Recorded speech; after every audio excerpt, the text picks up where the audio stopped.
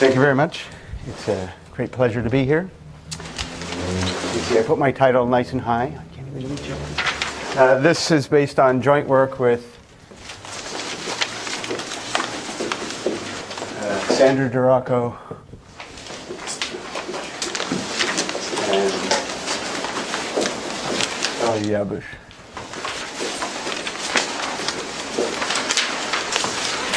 So first I should set the stage. And for me, the motivation comes from some conflicting intuition.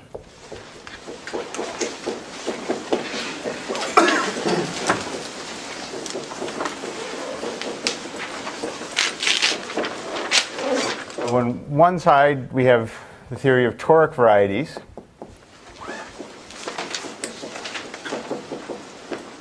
which I guess have appeared in many talks, although often just in the guise of projective space or products of projective spaces in this workshop. And they are very nice because they're computable and combinatorial.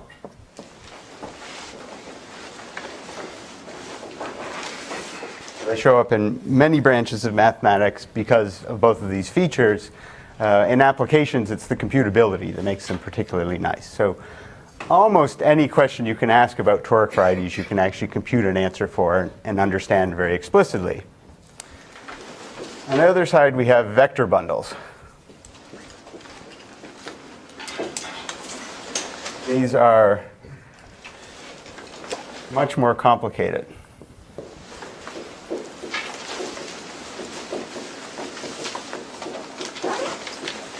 And line bundles. So in algebraic geometry, or even differential geometry, line bundles are pretty easy to understand, and we have a good idea of them, their positivity properties being globally generated in F, ample, etc. But when you try and extend those things to vector bundles, the experience, at least for algebraic geometers, is almost everything that was nice here fails for higher rank vector bundles. And so there's a lot of complications that come in passing from line bundles to vector bundles. And so, right, if we were in the toric settings, we'd be able to understand everything. If vector bundles in general probably can't understand much, what happens when we intersect these two? Right, so the motivation is to understand the intersection and to give polyhedral interpretations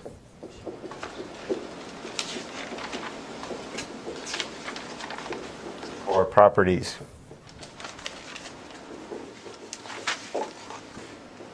of torus equivariant.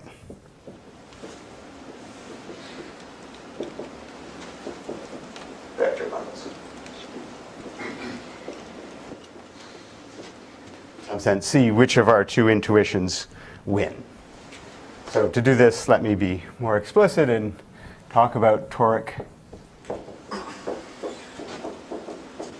vector bundles. So I need a base space, so X is a smooth toric variety.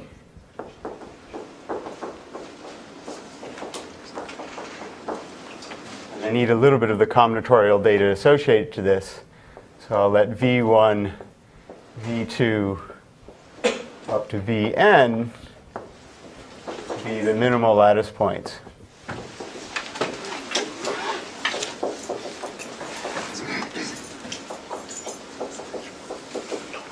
Generating the rays in the associated fan.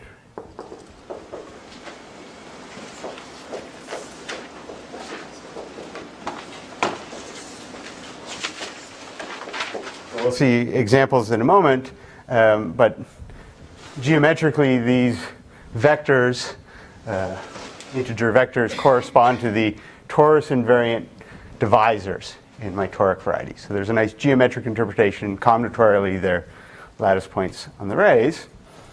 The vector bundles I'm interested in, so script E is torus invariant, torus equivariant, locally free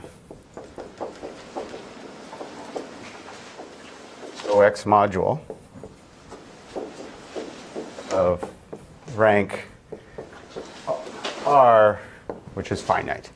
So the torus, because it's a toric variety, has an algebraic torus sitting inside of it. The action of the torus extends to an action on the whole toric variety. That's essentially the definition of a toric variety. And so that torus equivariant here means that, there's an action of the same torus on my vector bundle, and it's compatible with the map down to the space. Locally free, finite rank. So the thing that's nice about this category is Klyachko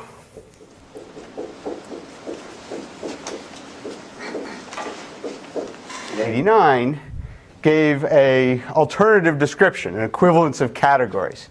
He told us how to sort of describe, in a nice linear algebra way, these toric vector bundles. So E corresponds to a compatible decreasing filtration. Greg, could you give us kind of like wish list of what you're hoping to compute? So we can. So positivity conditions. I would like to understand for a toric vector bundle, is it globally generated or not? Is it very ample? Neff. Can I see differential properties of it? So all sorts of properties of that flavor. I'd like to be able to understand in an explicit way for toric vector bundles. And the cohomology too? Cohomology, I'd like to be able to compute. In fact, Klyachko already tells us how to compute those, so that's already known. But positivity conditions, right? On toric varieties, for line bundles, it's pretty simple. The smooth hypothesis means that ample is the same as very ample. Globally generated is the same as being Neff. So there's a lot of coincidences that make line bundles pretty easy to understand on toric varieties. And if I had my toric intuition, I would say, well, all of those things are going to extend. I'm going to see lots of nice coincidences for toric vector bundles. But if I take my more general algebraic geometry intuition, I will expect none of those coincidences to lift. I'll expect everything to be different. And so the question is, are there coincidences? Can I actually tell whether a toric vector bundle is ample, globally generated, those sorts of things? Does that answer your question? So we have a compatible decreasing filtration. I'll just work over the complex numbers for simplicity. So we just take the vector space of rank the same as the rank of our vector bundle, or dimension the same as our vector bundle. And so decreasing filtration, pieces in the filtration I'll denote by E, and it'll be indexed by one of our vectors. That's why I introduced them.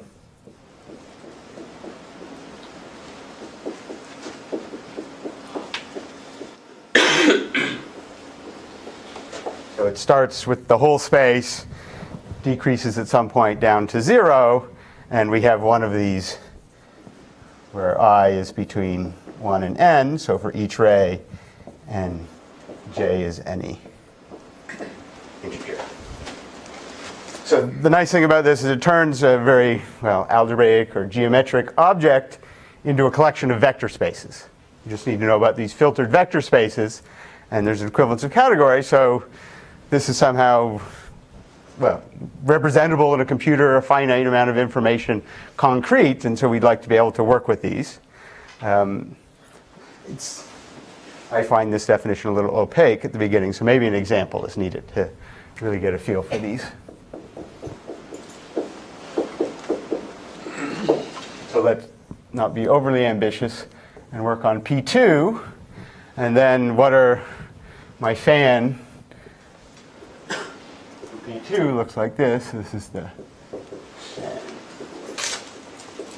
P2. So this lives in the plane, and I'll choose V1 and V2 are the standard basis vectors.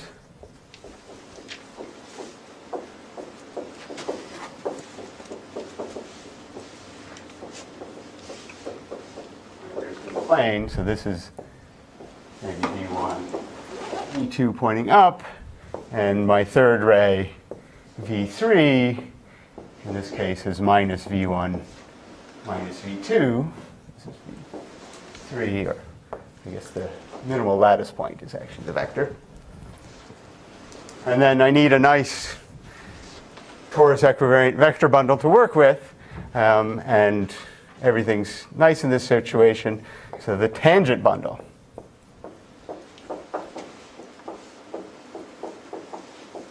on P2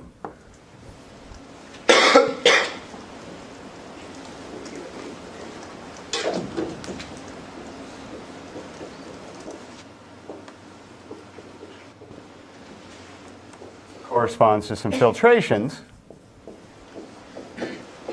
Now, write it this way. So 3 different filtrations. They only have 3 distinct pieces.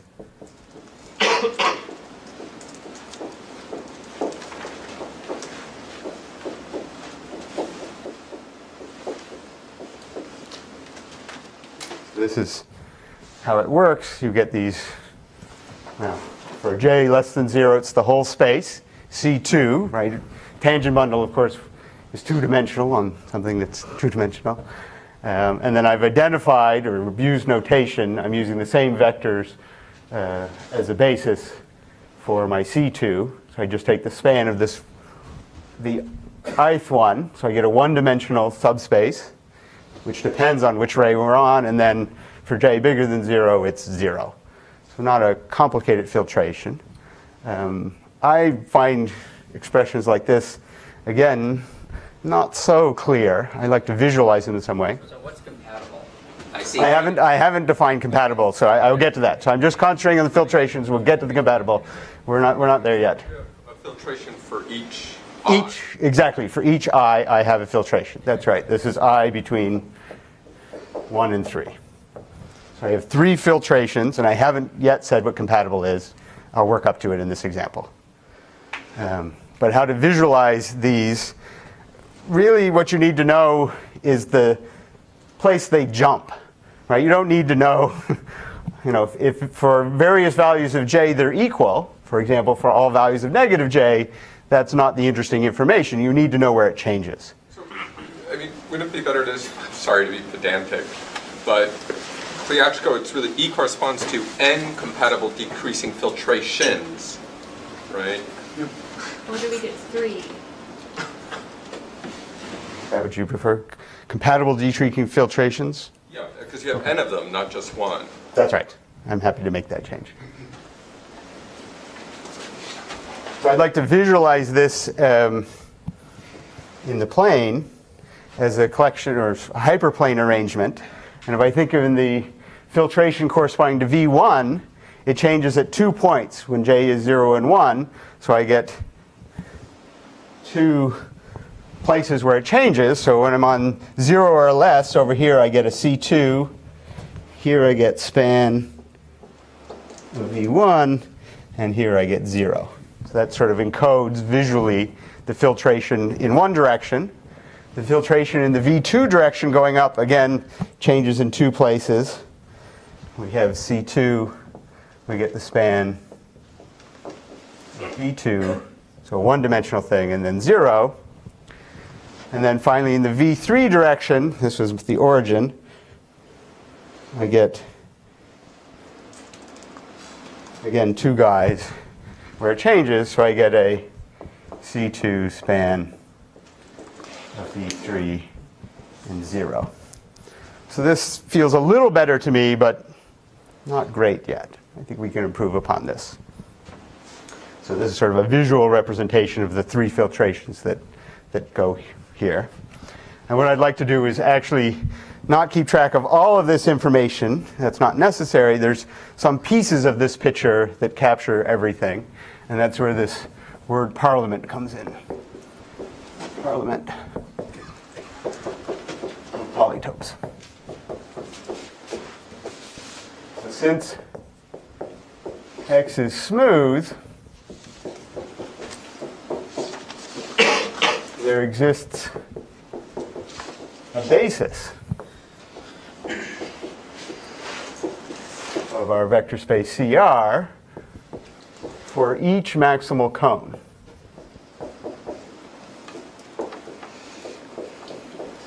fan such that each filtered piece is a direct sum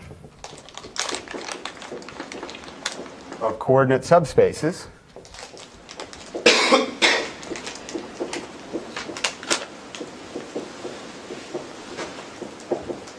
for all vi in sigma and all j.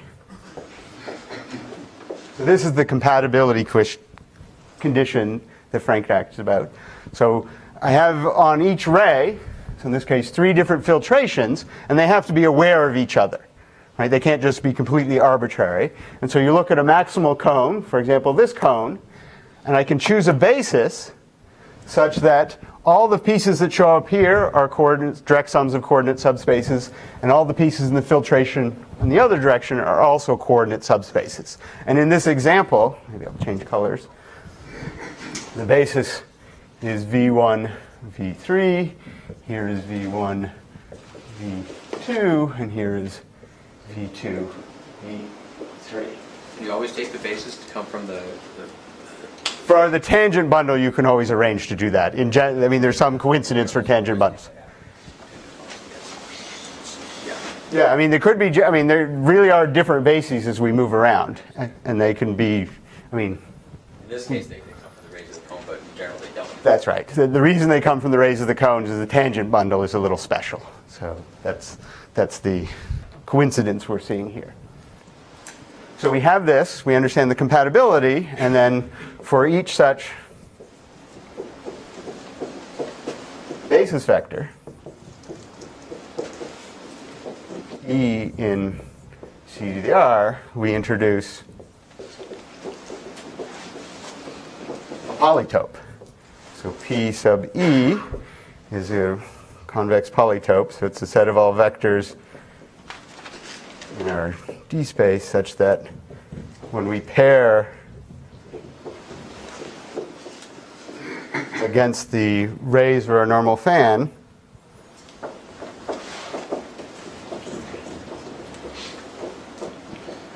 we get something nice. So this is a bit of a mouthful. So first of all, this is the half space, right? The normal vector is given by vi, and we're getting some half space. So this is an intersection of closed half spaces, so it has some chance to be a polytope. Now this max, what the number we do on the other side, why does there even exist such a thing? Well, this is a decreasing filtration. For j sufficiently large, this becomes 0. And for j sufficiently small, it's the whole space. So there certainly is a j that contains every vector for small enough j, and there's also a largest j which contains this guy. Right? I'm getting a little overwhelmed here. So we got a whole bunch of integers. We have R, N. R is the rank of the vector bundle. R is the rank of the vector bundle. D is the dimension of the space. D is the dimension of X. And N is the number of rays. Those are the 3. Okay, good. Yeah.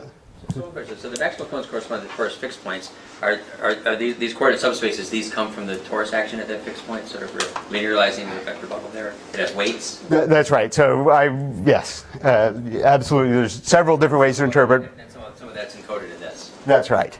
So let's unpackage this definition in this example to see what's going on. Before you do this, you say for each such basis vector, are these bases unique? These bases are not unique in general. For a generic vector bundle, in some sense, they are unique, but you can have ones where there's some choice. So there, you have to write down these, you have to make a choice of bases. You choose bases on each cone, and you write this down. Linearization at a fixed point is not as... You have to choose one basis on each cone, Winfried. So it's not one basis for CR, it's one basis on each cone. And you can't get by with less than that in general. If one basis works on all of the cones, the same basis worked everywhere, then your vector bundle splits as a direct sum of line bundles. And then these polytopes are the polytopes of those line bundles. So that's a very special case. But in general, you don't get that. Question? I guess if those basis vectors are at the fixed points are not unique, that's because the torus action has repeated eigenvalues. That's exactly what can happen. So there's no... You have to make the choice. That's right. So in this situation, in fact, in this example, the tangent bundle on P2, we get 3 polytopes, which fit together like this.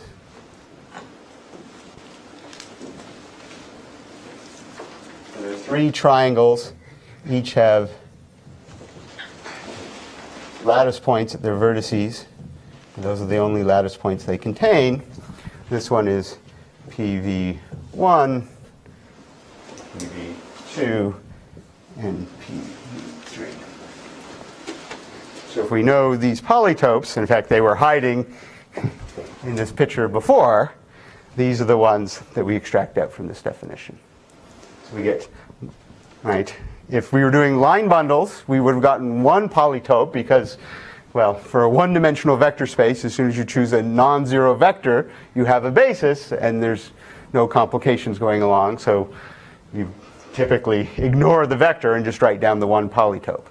But if it's a higher rank guy, you're going to have at least the rank many polytopes. And if you have exactly rank many polytopes, that's the same as saying your vector bundle splits as a direct sum of line bundles. So the fact that we see 3 in this situation is implicitly telling us that this did not split as a direct sum of line bundles. So that's nice. So what's the E that I take to get the top triangle? The E here is the V2. And this is V1 and V3. So those are my 3 different basis vectors going around. And so I only had 3 vectors in this case, and we end up with 3 polytopes. So I remind myself what the vector is by labeling it on the bottom. So that's supposed to be a V2.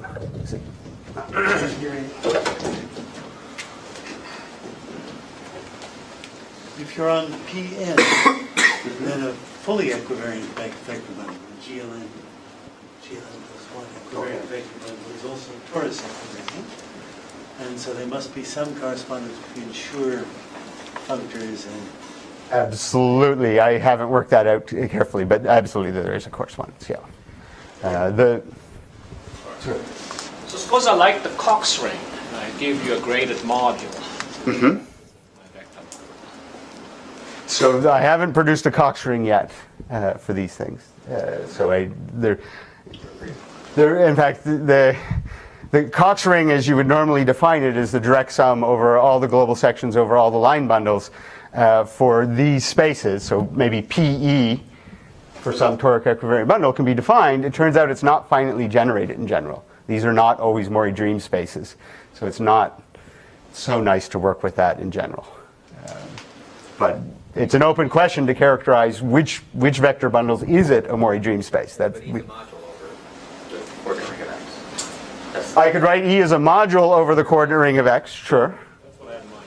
Okay. Do you see that module under a picture somehow? Not yet. I'll come back and suggest how one can see that module. No. Sorry, I just, dumb question, I just missed what the parliament is. And Oh, parliament, good question. Parliament is a collective noun, so we could have said the set of polytopes, or we could have said the collection of polytopes, but that was a little boring. We could have been the murder, right? A murder of crows is the usual thing. A parliament of owls is the phrase that we stole this from. So there are many different collective nouns. We just mean a collection. It's the collection of polytopes we call the parliament. I like it because of the alliteration, of course. I looked in MathSciNet. It doesn't seem to be used in a mathematical way anywhere else in MathSciNet, so we're not going to run into any confusion that way. It's also then nice to talk about the member of the parliament. But it's basically a joke. Backbenchers too. Yes. It leaves open many possibilities. So, okay, we introduced this. It's maybe a visual way of representing and encoding the vector bundle, but who cares in some sense, right? When we did it for line bundles in a toric variety, why did you want this? Well, in fact, the lattice points in here turned out to be nice for vector bundles, and in fact, they turned out to be nice in this setting. So we can understand the global sections.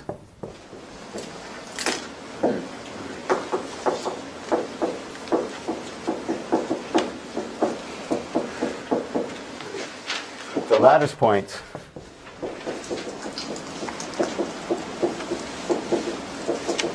in Parliament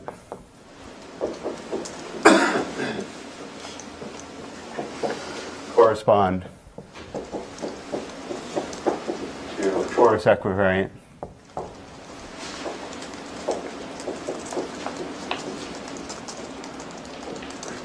generators for the space of global sections. We get a nice way of describing the global sections just by looking at these guys.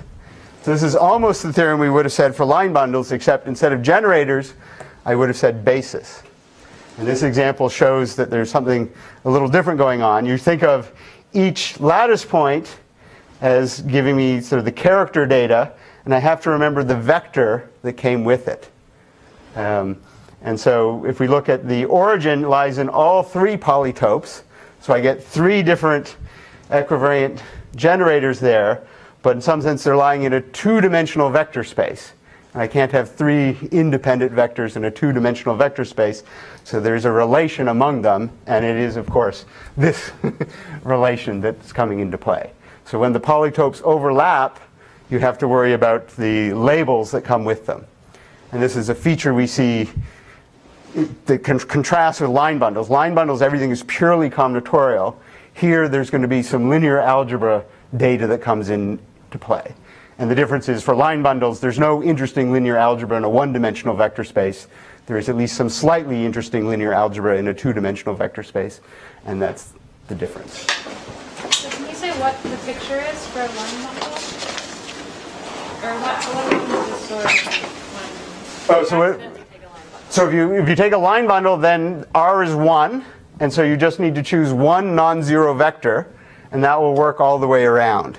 And so you can choose one vector, and there will only be one polytope to look at, and that is the polytope that you'll find in Cox-Little-O'Shank or any other source that I was told by Hal it's O'Shank in this context.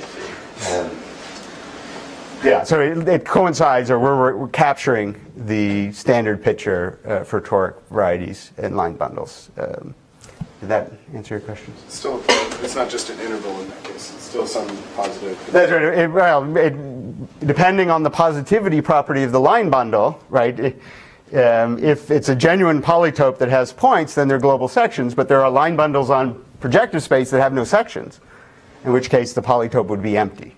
So you see some positivity properties of the line bundles in the polytopes, and we want to see the same sort of positivity properties for vector bundles. I'm confused, Greg. The Euler sequence suggests that the tangent bundle has 8 global sections. That's right, absolutely. So here I've written down 9 generators, but the 3 that coincide with the origin are not independent. There's a relation, so there's 8 independent ones. Exactly. But you said that the lattice points in the poly, I see, so you have to count the origin separately. So exactly, the origin lies in all 3 polytopes. So you have to count it with the polytope. It doesn't count once, it counts for every polytope that contains it. So it's like a weight space of dimension 3 that has two that has 3 generators. Exactly. It's a weight space of dimension 2 that has 3 generators. Exactly. So is it easy to see the cotangent space from this picture, or you have to just start over? You can write down what you have to start over. You write down what the filtration is. It's easy to write down what that is. And it turns out the picture, there are no sections there, so so the picture is not so interesting in that setting. But yes, you can work it out completely. I guess the question was, in general, once you have this done for the vector bundle, do you get it for free for the dual, or you have to start over again? You have to start over. It doesn't come for free. Twists is even more interesting from the point of view of it. So twisting by line bundles we can also do. I'll come back to that question.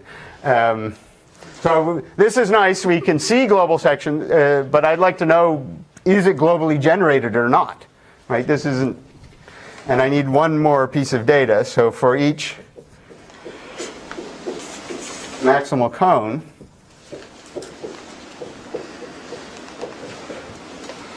it turns out that an equivariant vector bundle on an affine toric variety always splits as a direct sum.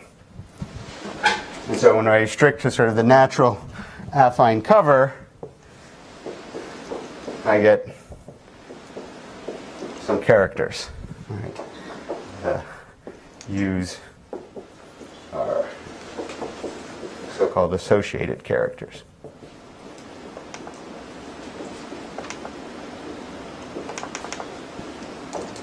All right, so in this example, maybe colors are needed, we're going to have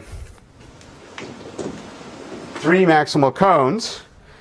And so which characters correspond to this ones? There are 2 characters in play.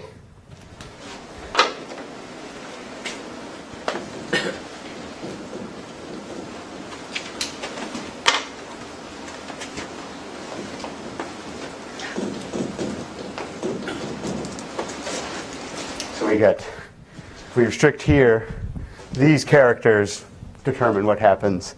If we restrict to the affine open here, these characters determine what happens, and these ones determine what happens. We get this additional data. And with that, we can actually determine if a line bundle is globally generated.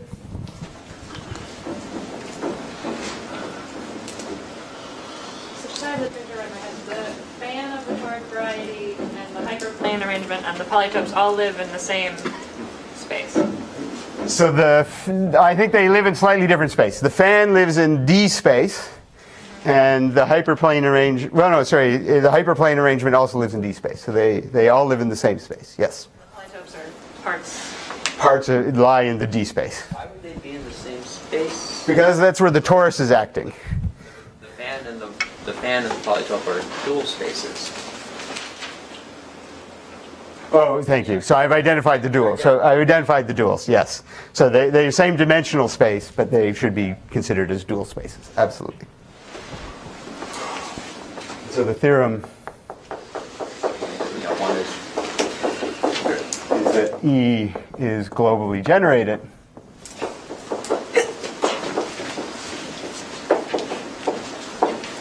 If and only if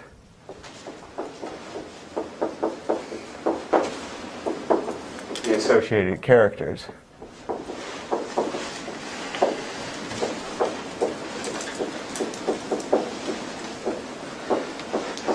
belong to polytopes in the parliament.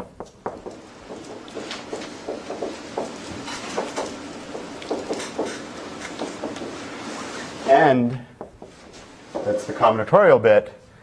The vectors indexing these polytopes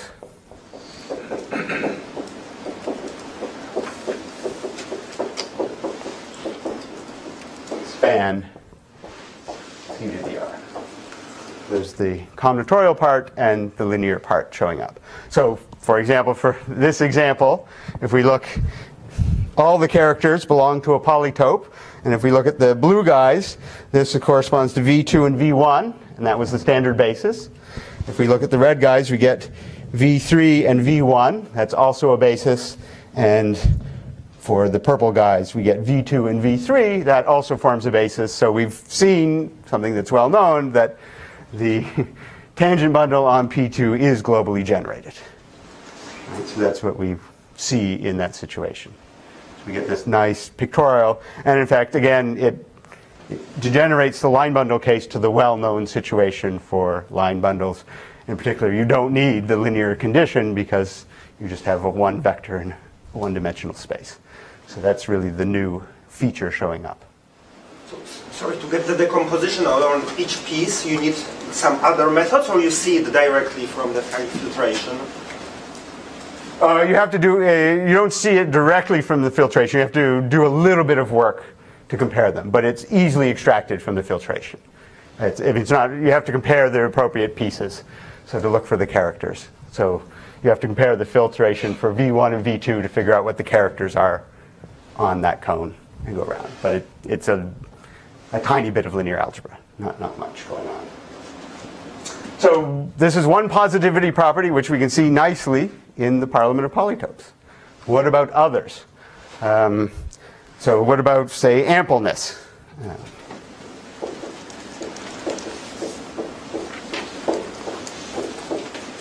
So there is a matching.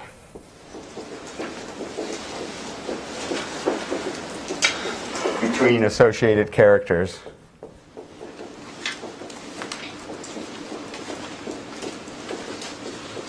In adjacent cones. Right, these are essentially the transition functions and how you glue together as you put things together. And so, for example, if I'm moving from the blue squares to the purple circles, you can see there's a vector direction. Maybe I should use a color. Right. Pairing up those guys. So going in this direction. And if we work our way around, these guys pair up this way.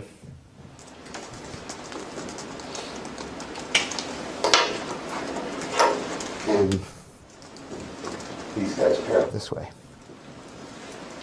So this is the fact that it's a vector bundle and they have to patch together and you get these things. Notice these edges joining these guys don't necessarily lie in one polytope. Okay. This one lies in two polytopes. And in fact, nobody said they have to be contained in a single polytope or anything of that sort. For the line bundle case, of course, they would be. But with that, we can reinterpret work of Herring, Mustata, and Payne. 2010, they say E is ample if and only if the distance between matched characters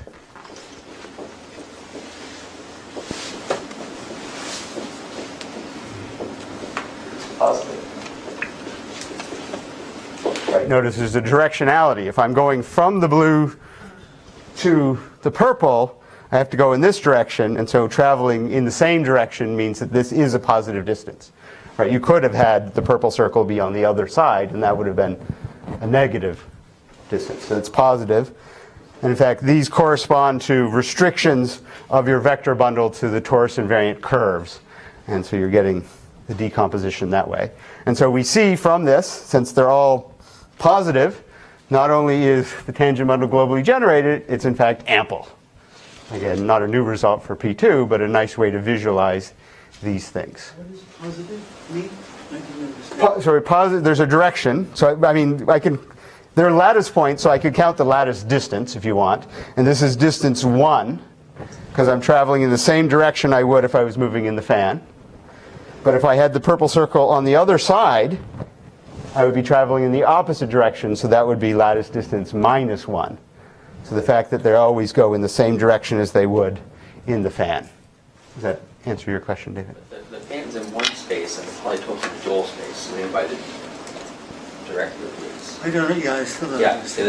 the fan is in one So space. the direction, I'm taking a direction in the, so I'm looking at the normal to the ray, Okay. right? Okay. And so that does correspond to a direction here. I am doing the dual In operation. general, though, that's a whole linear space of normals to array. No, I think. Oh, you want to? So Yeah, I got you. so they're talking about between faces, so there'll always be a normal direction which is showing up that lines up here, Okay. strictly to curves. Did that answer your question, David? Okay, so this is a nice one, and we can see that we have, well, pretty nice guy there. So with that, we can, well, we've achieved some of our goals. We can see positivity conditions in the parliament of polytopes. And it also allows us to see something new. In fact, a question posed in the work of Milena, Sam, and Mircea. So we see some new phenomena.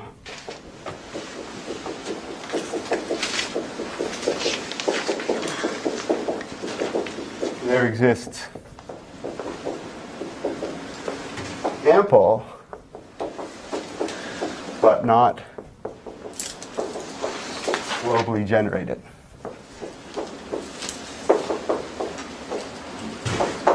Toric vector bundles.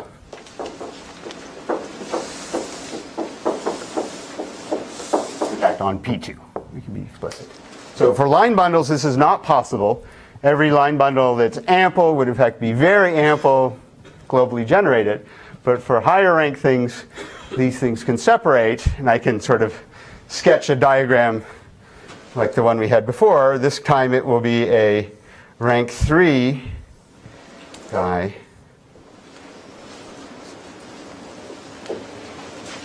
So what were my colors? Blue square. So these are the characters.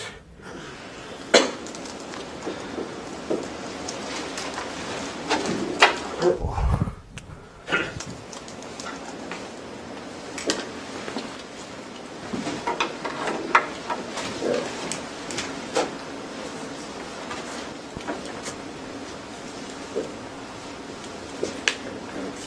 What are your polytopes there?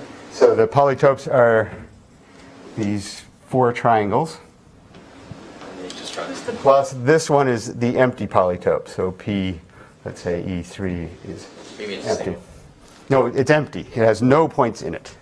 So what's the rank of these? But how This is rank 3. Well, you write down the inequalities and there's no points contained in it. Okay. But I why do you draw it there? thought these guys correspond to some.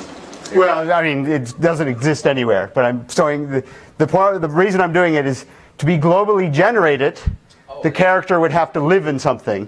This character does not live in a polytope. So it's the problem. The polytope that would hopefully contain it turns out to be the empty polytope, and so it's not contained in anything, so it's, by the theorem, not globally generated. So this is the problem. It's a local section that doesn't extend over the whole space. Exactly. It's a local section which does not become a global section. So there is no polytope that contains this. The basis ones you construct, there would be one where you end up with an empty polytope. Right? The one you would have hoped maybe would have contained this one has nothing inside it. All the other characters are contained in genuine polytopes. So this is the one sort of witness of the problem. So if we first of all compare, that's what tells us it's not globally generated. And then we look at the edge directions, and we see they're all positive, and that's what tells us it's ample.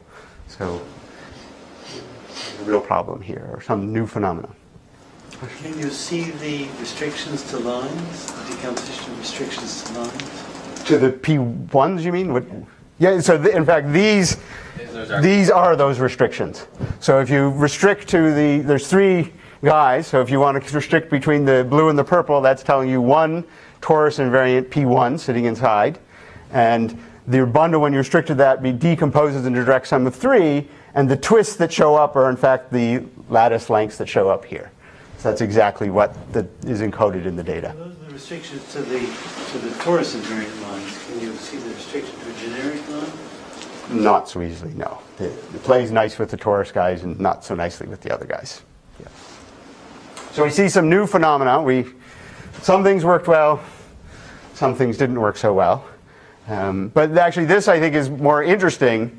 There are lots of questions in the theory of vector bundles which are trivially true for line bundles and toric varieties because all these positivity conditions coincide. For example, there's a famous conjecture called Fujita's conjecture, which tells you that maybe on any vector bundle and any variety, smooth variety, you can generate ample things in a certain way. Those are easy to see to be true on toric varieties, but now on the total space of the vector bundle, it's not so clear. Right? This becomes a serious testing ground for those questions, which I think is nice.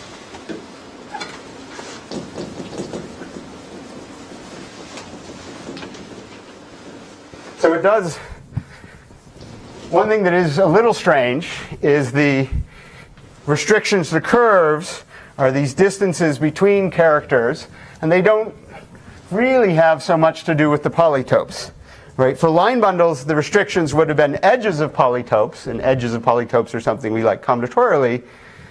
These are no longer edges. Maybe the question is, do the edges have any meaning? Is there a geometric interpretation for the edges of the polytopes that were here? And the answer is happily yes. So we'll talk about jets briefly. We say E separates A jets if for all points little x and capital X the natural map from the global sections of our vector bundle to our vector bundle, just looking at what's happening at that point.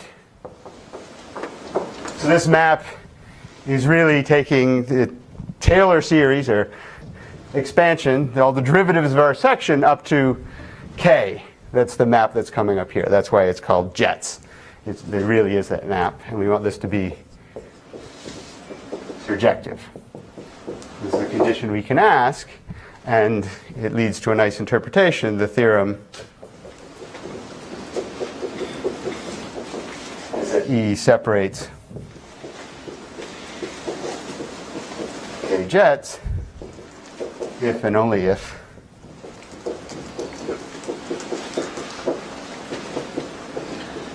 the associated characters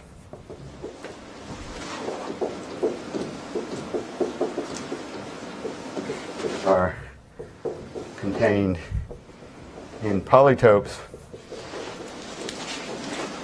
let's say edges of length at least k. And we need the second condition, as before, the vectors indexing these polytopes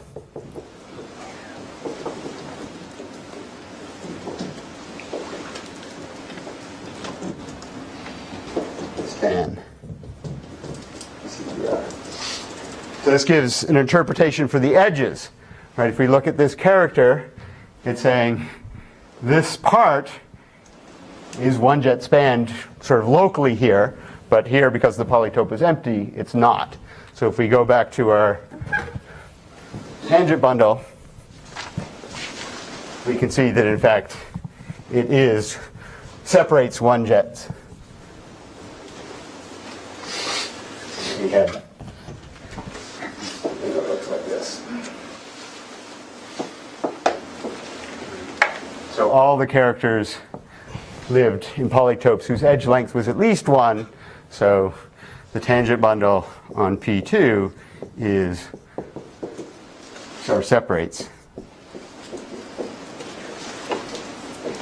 1 jets. So we do get an interpretation for the edges in terms of jets that had been known for line bundles beforehand, but nicely extends. And we really see the difference between restricting to torus invariant curves is a different sort of edge length or between characters than the jets. So we see that separation, which we didn't see before. The corollary, which is particularly nice, is that E separates 1 jets if and only if E is very ample. So for toric vector bundles, we can see just from the edge lengths of the polytopes whether it's very ample or not. So we get this nice condition going back. I should say that this coincidence between 2 different positivity conditions here is actually false if we're not working with toric vector bundles. We just work with arbitrary vector bundles on a smooth projector variety that you can define 1 jet and very ample, and they don't coincide. There is a difference between them. So there's something nice about toric vector bundles. We're seeing sort of the toric side of the picture come through, that there are some coincidences and some nice situations arising. And in fact, we could tweak this example. If I imagine moving this hyperplane down so it just intersects this point, then I can get something which is ample and globally generated, but not very ample, because the polytope here will just have a single point. The edge lengths won't be 1, so it won't be very ample, but it will satisfy all the other properties. So these things which coincide for line bundles are all different for vector bundles. So I just wanted to make sure, because I'm not sure if I understand. So you take all the characters from all the affine pieces, and all of them must belong to long edges. Yeah? That's right. Absolutely. Every character from all the pieces has to belong to long edges. So exactly. So here we we had to look at the two corresponding to the circles. We have to look at those two belong to two long guys. We had to look at these guys, the triangles, and we have to check all 6 in this case. See that, of course. And in this case, it wasn't globally generated, so it has no chance of being very ample. Maybe this is a good place to stop.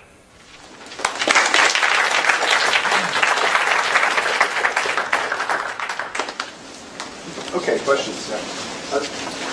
So how much, to what extent do these pictures kind of describe the entire, I mean, if I draw a picture, can you tell me if it's, can I draw? So I need 2 things. I need a parliament of polytopes, so some collection of polytopes, and the outer normals have to be compatible with the fan, so they have to, and I need the compatibility condition. I need the characters to have a matching.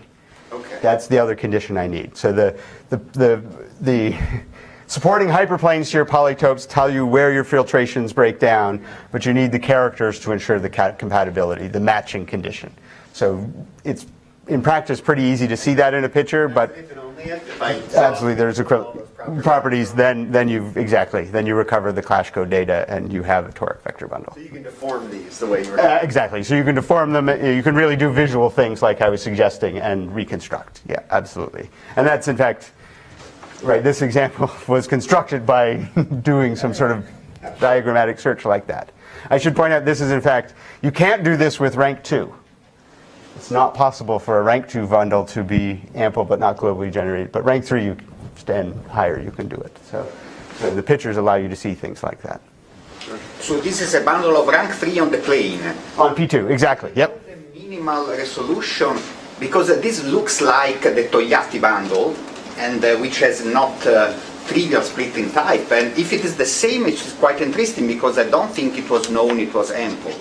So maybe we can. Well, I don't know that bundle, so we should talk about that. I don't know the answer to that question. Yeah.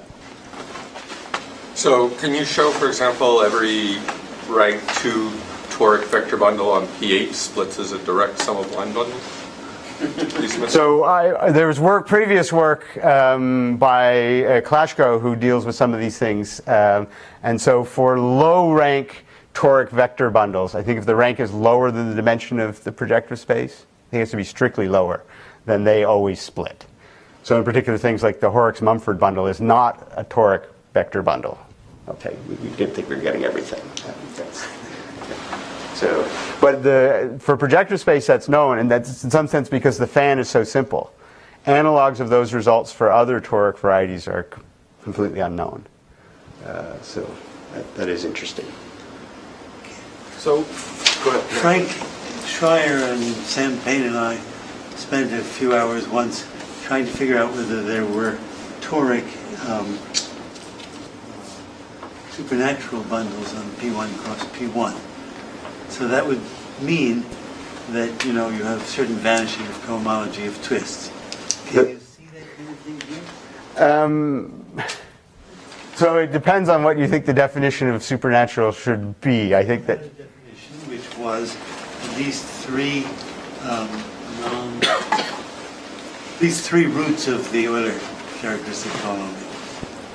Right. So three twists which had zero cohomology in all degrees. okay. I think yeah. No, I don't know how to see that immediately from the pictures. Yes, I don't. It'd be nice to. Yeah. So one difference I noticed from David's question, so this, on the left-hand board, this is the weight lattice of an irreducible GL3 module, S21, but this doesn't look like one to me. Maybe I just missed it, but I don't know. But and I wonder if that's possibly one of the things that's causing this new phenomenon, that these weights don't patch together to give an irreducible representation of GL3 in this case. I mean, I agree with that statement. I don't know if that's a general phenomenon. I haven't looked at that. So if I'm a grad student and I care a lot about projective spaces and products of projective spaces and Fairnaizes, but maybe I'm not familiar with the theory of line bundles and vector bundles on all of these things. Is there like a takeaway for me? Vector bundles are more complicated than line bundles. I don't know if I have something, but in both situations, that when you have a torus action, that gives you a lot of structure, and you can hope to compute lots of things in that scenario. I think maybe that's the takeaway. With enough structure, and a torus seems to be enough in this case. I should say, maybe to contrast it, if I take P of E, right, somehow the space lurking around that I'm interested in that's not a toric variety is the projectivized vector bundle. And these pictures are telling us about line bundles on this. So the questions about vector bundles can be recast as line bundles on a different space. So that's one thing we're doing. And these are examples of something that's more generally known as a T variety, but they're very special T varieties. Right? We really understand the global sections of line bundles. Right? The first thing I said is the lattice points tell us about the global sections. So these are pretty nice compared to general T varieties. So there's somehow a space between toric varieties and much more general things that seems to be better behaved. Maybe that's the takeaway. So, can you compute, for example, the Chern classes from the parliament of So the Chern classes, yes. So Klashko explains how to use he doesn't do it in terms of the polytopes, but one can recast it that way and describe Chern classes of things. Absolutely. Yeah. That's been worked out. Okay, if there are no more questions, we'll thank Greg again.